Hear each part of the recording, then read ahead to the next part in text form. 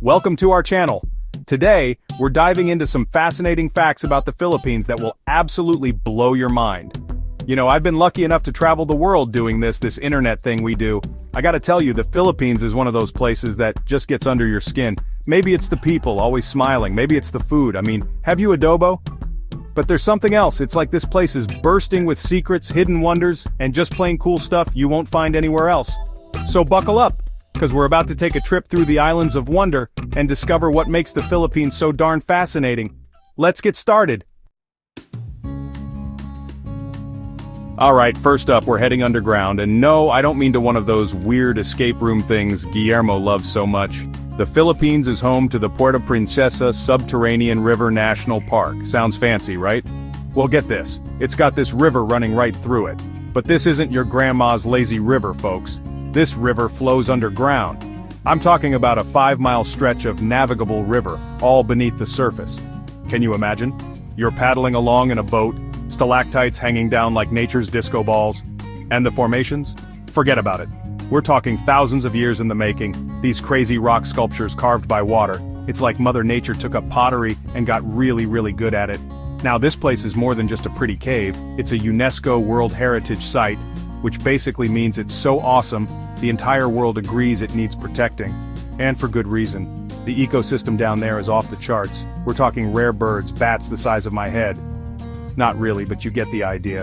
And all sorts of creepy crawlies you won't find anywhere else. So if you're ever in the Philippines and looking for an adventure, skip the crowded beaches for a day and take a trip to the underworld.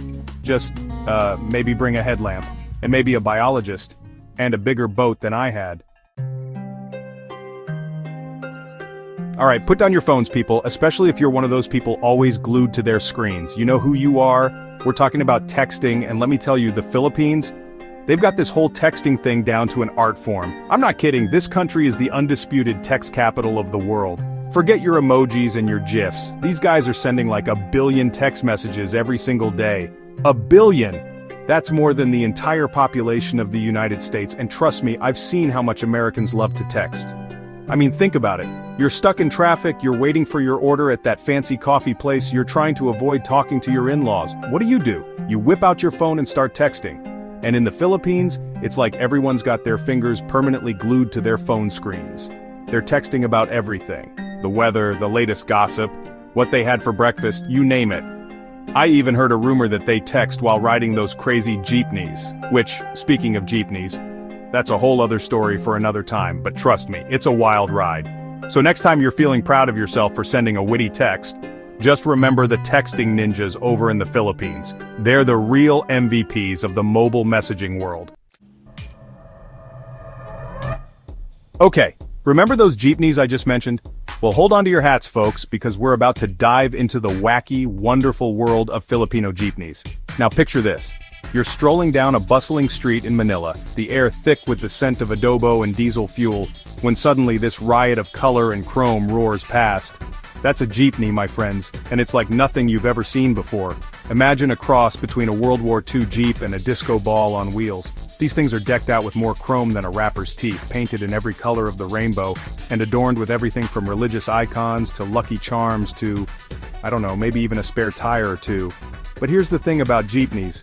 They're not just some tourist gimmick, they're the lifeblood of public transportation in the Philippines, the workhorses of the road, ferrying people from point A to point B for just a few pesos. And let me tell you, riding a jeepney is an experience in itself. It's hot, it's crowded, you might have to share your seat with a chicken or two, but it's also a chance to rub shoulders with the locals, to experience the heart and soul of the Philippines.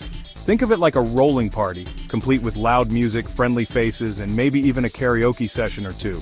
Just be prepared for a bumpy ride, and whatever you do, don't ask the driver to turn down the radio.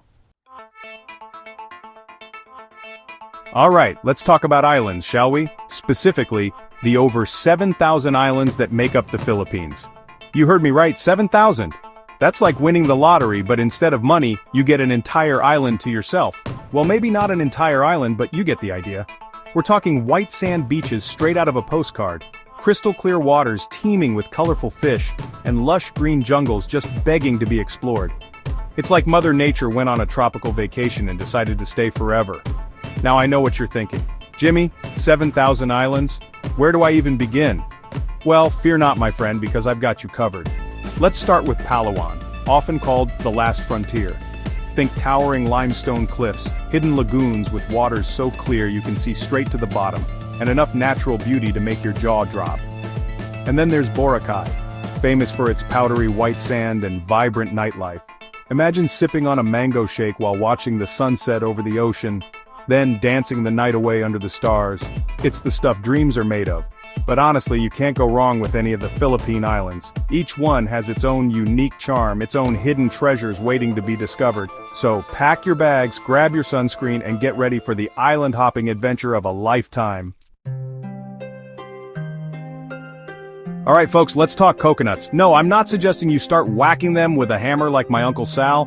We're talking about the Philippines, the land where coconuts grow on trees, and by on trees, I mean everywhere. Seriously, these things are like the national mascot of the Philippines. You'll find them in everything from food to drinks to furniture to, well, you name it. They even use the husks to make those little hats tourists love so much. Now, before you go thinking this is all about pina coladas and tanning oil, let me tell you, coconuts are serious business in the Philippines. They're one of the country's top exports, bringing in big bucks for the economy. But it's more than just money. Coconuts are woven into the very fabric of Filipino culture. They use every part of the coconut, from the meat to the milk to the oil, in their cooking. You've got adobo with coconut milk, you've got laying, this delicious dish made with taro leaves cooked in coconut milk. And for dessert, halo halo, this crazy concoction with shaved ice, beans, fruits, and, you guessed it, coconut. So, next time you're cracking open a coconut, take a moment to appreciate the humble coconut and its importance to the Philippines. It's not just a nut, my friends, it's a way of life. Thanks for watching. If you enjoyed these fascinating facts about the Philippines, don't forget to like, comment, and subscribe for more amazing content. And hey, if you've got any crazy Philippine stories of your own, share them in the comments below. I'm always up for a good laugh, or a good recipe. Who knows, maybe next time we'll do a deep dive into Filipino food. Until then, keep exploring. See you next time.